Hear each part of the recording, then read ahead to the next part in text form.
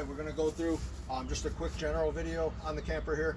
We've done a series of videos here. We talked about the sway control system. We talked about the full hookups.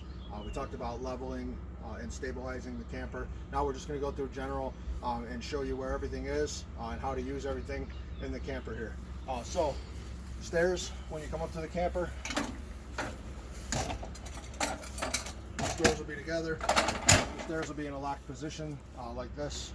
And all you're going to do to open those stairs, you're going to make sure that the door is clipped on over here, locked into place, and then you're just going to hit this lever here, and then the stairs lower.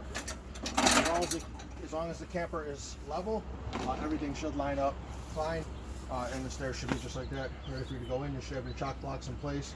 When you're out here, you have electrical outlets if you want to watch TV outside or listen to the radio or do whatever you're doing in camping. You have electrical hookups for it here. This is your fresh water tank, so if you're going to be boondocking, this is where you're going to fill the tank, and you'll have an indicator on the control panel in there to tell you how much fresh water is actually in the tank, and you will have a switch up there to turn on to run the water pump. So the water pump's going to draw water from the fresh gallon tank, and it's going to push it into the gray or the black tank, whatever, depending on what you're using the water for. Okay, these doors disconnect. So if you're camping, you can close the screen door. You don't have to worry about the bugs getting in there, and you don't have to close both doors. There are two doors. This here's the bathroom. So this is good for if you have kids, or if you have a bunch of people outside and their feet are dirty and you don't want them tracking a mess through the camper. You can open this door here as well and use this as a pass-through to use the restroom without having to walk through the camper and get the camper floor dirty. We have an LED light out here. We already had an issue, I think the third day we camped, with the LED strip that's built into the awning. So I wired in a smaller LED strip until I get that main one ordered in and replaced, which hopefully will be soon. So for now, I'll show you the control panel here. There's two light switches. Light switch to the far right controls these two lights right here. So you can walk in and turn these two lights on or off by that light switch there. This light switch here controls the outdoor light. So right now it's controlling this small run that I put in, which is actually really bright. When you're camping, you'll see it lights the whole area up. Or it will run the full light strip here once I get the new strip in and replace it. Again, the water panel here, so here's your water pump. This one, you can hear it kick on, very quiet. That runs the water when you're boondocking. It runs off of the battery, or it'll run off of electric, but usually you're only using this if you don't have full hookups. So you don't use this if you have full hookups, or it can damage the pump. So water pump on, and then it'll run water. As long as you have water in the fresh gallon tank.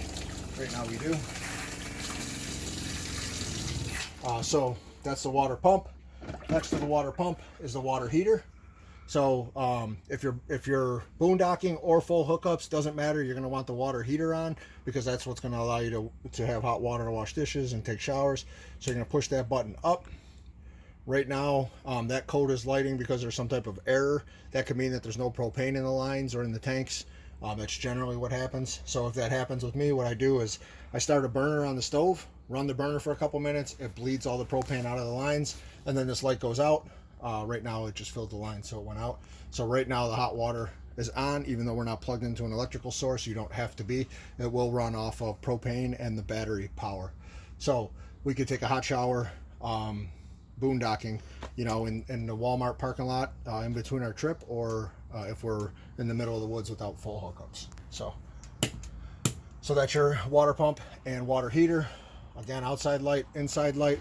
This is going to be your awning. So if you look out here, this controls the awning. Right now we have the awning out to keep it dry. Another useful tip about the awning: if it rains, you should pull it in if there's any type of heavy rain or heavy wind. Otherwise you're going to damage the awning. But if you think there's water trapped up there on the awning, or it's a light rain, you can actually grab right here. You'll see pull down to adjust. There's a sticker on here. Come on, see that? Pull down to adjust. That's where you want to pull down.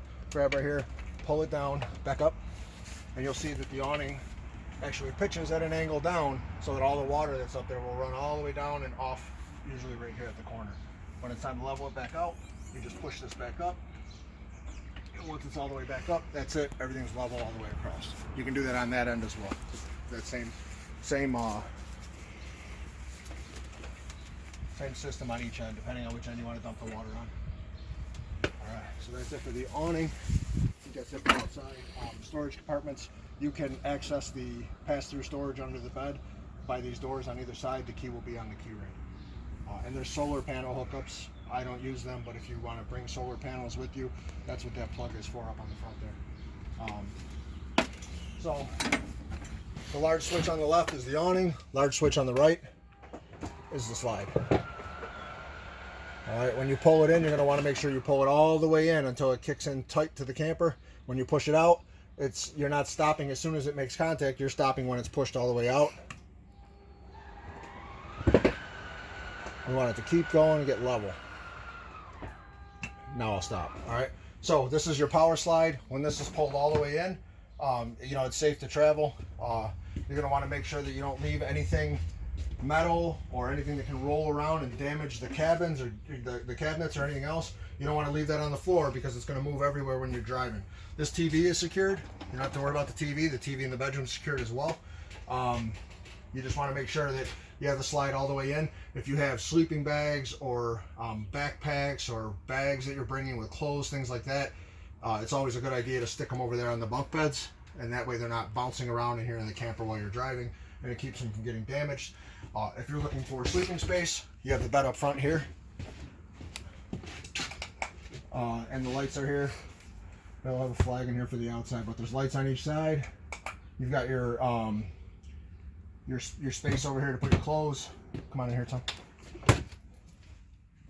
And in here is another TV as well, and the remote control for it will actually be in here with the television. And they're both smart TVs. They work off of whatever apps you use. You can use the Wi-Fi from your device or Wi-Fi at the campgrounds. There's usually Wi-Fi, and you can use Netflix or Hulu or Roku or any of the ones that you have subscriptions to. This TV is a smart TV as well. They both work off of wireless internet. You have a radio system here, so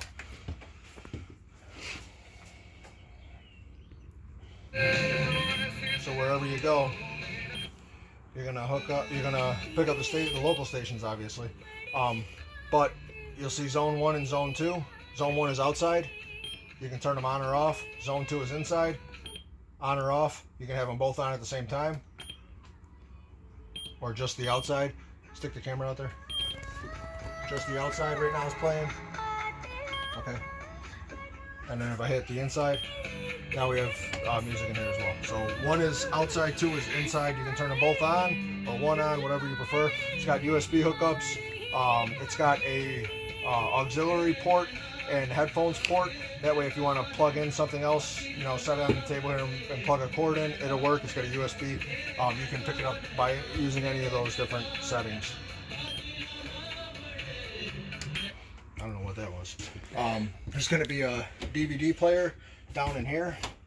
Where's the DVD player right now? Is it in here? I'm not sure. All right, well, there will be. Yep, there it is. So there's a DVD player in here that will be with the camper if you want to bring DVDs with you or go to Redbox or anything like that. I believe it is a Blu-ray player as well. It's pretty new, so should also be a Blu-ray player, but I'm not positive. So that will be in here in the cabinet, and the remote control for it will be right in here. Right here. So you got remote control for the television and remote control for the DVD player. They're both in this drawer right here. Also USB charging ports. We keep this in here. We have a family of 5. You can imagine how many devices that turns into. So we plug it into here and we just leave it up here on the counter. When we're camping, everybody can plug their phones into it. So you got a stove here. This flips back and actually doubles as a backsplash. So you got the stove area, backsplash to turn the stove on. You're going to go to light and you're going to spark until it lights. I don't believe the propane tanks are open right now, so it's not going to light. But you would go to light and then spin it till it sparks, and your burners will all run on here. And you can keep this up or down, depending on whether you want to use it. There will be cutting board and pots and pans in here.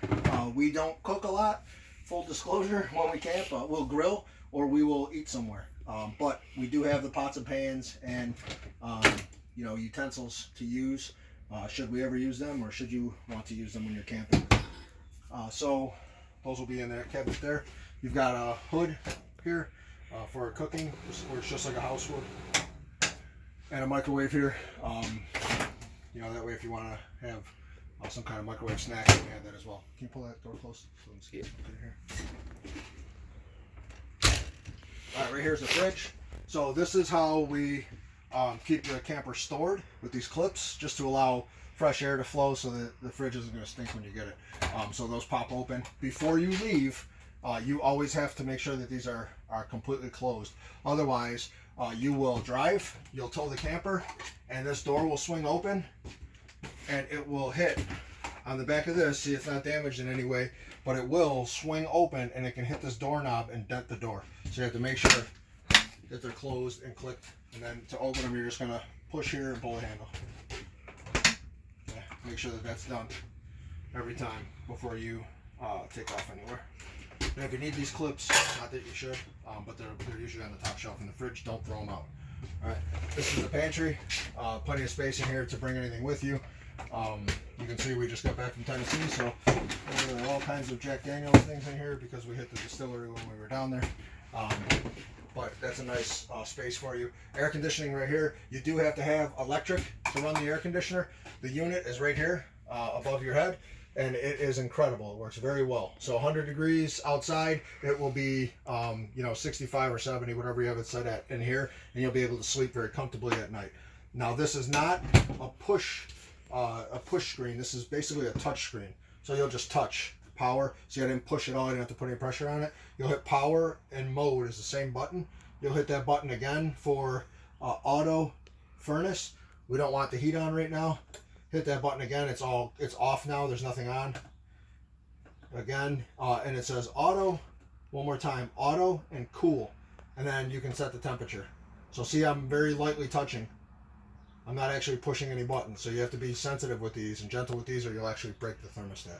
So so we keep it usually at around 68 or 70, and on cool auto, you do have to be plugged into power to have the AC working. Usually 20 amps or higher, and we have the 30 amp plug on the side of the trailer.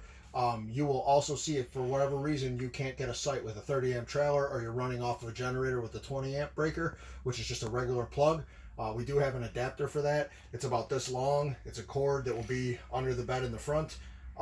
It's a cord about this long, has a red plug on one end and a 20 amp plug on the other end. So you plug the 20 amp into whatever you're running the power source from, and you plug the red end is the female end that you'll plug the camper into. And it's just a little extension that jumps you from a 30 amp plug to a 20 amp plug, and then you don't damage anything in the cords or anything. 20 amp will run the air conditioner. A 15 amp will blow. Will trip repeatedly if you try to run an air conditioner on it. So make sure if you're running on a 20 amp, you're the only thing on the 20 amp, and you should be good. You should have both TVs, which also only work on electricity, and the air conditioner and furnace, which will only work on electricity. So that's it for this side. You got bunks here. These are the double bunks, so plenty of space. If you've got small kids, don't be afraid to put 2 kids on a bunk. There's room for 2 sleeping bags in there.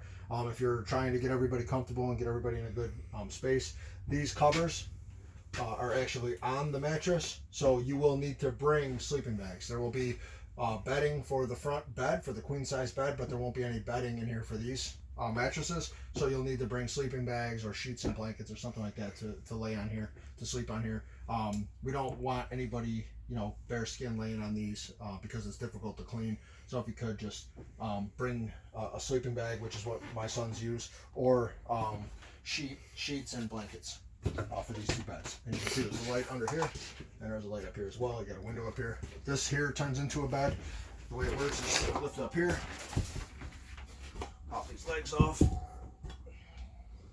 and you'll see that there's plywood that goes right to the edges on the storage space under here.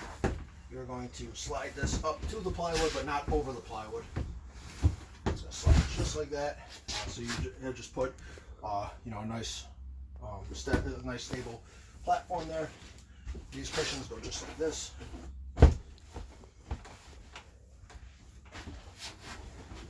And this also now becomes basically a queen size bed.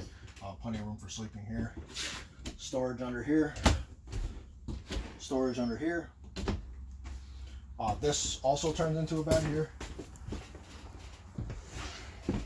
These arms come right off. It's called a jackknife sofa. Kind of like a futon you're going to pick up and lay it flat. And you have a bed there as well. So now you've got queen size bed. I think a queen size bed. You know, you can sleep 2 adults there. And then you have space for 2 kids, probably 2 kids, 1 or 2 kids here. So you can fit quite a few people in the camper.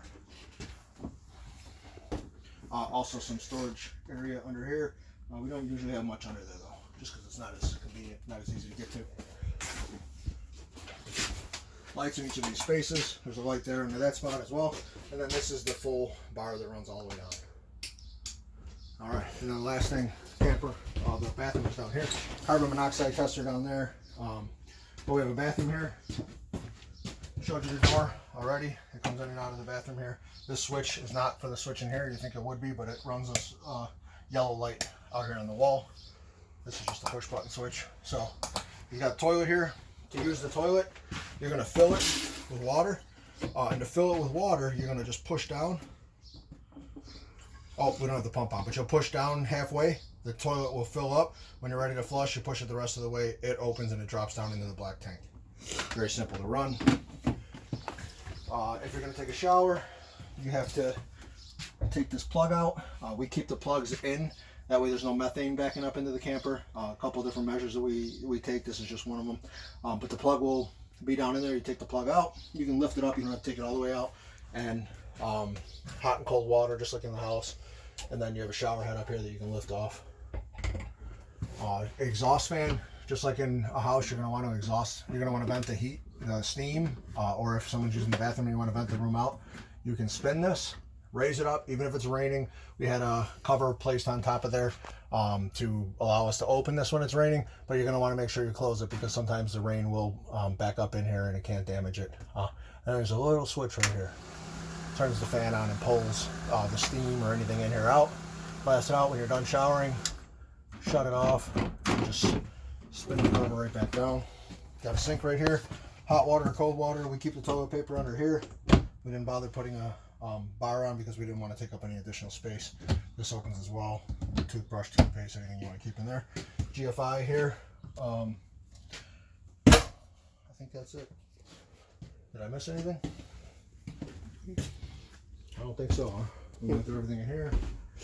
In here again, TV. You got individual lights. Bedroom here as well. There will be sheets and the bedding in here. There is a 3-inch foam padding on here to make the bed more comfortable. All right, that's it.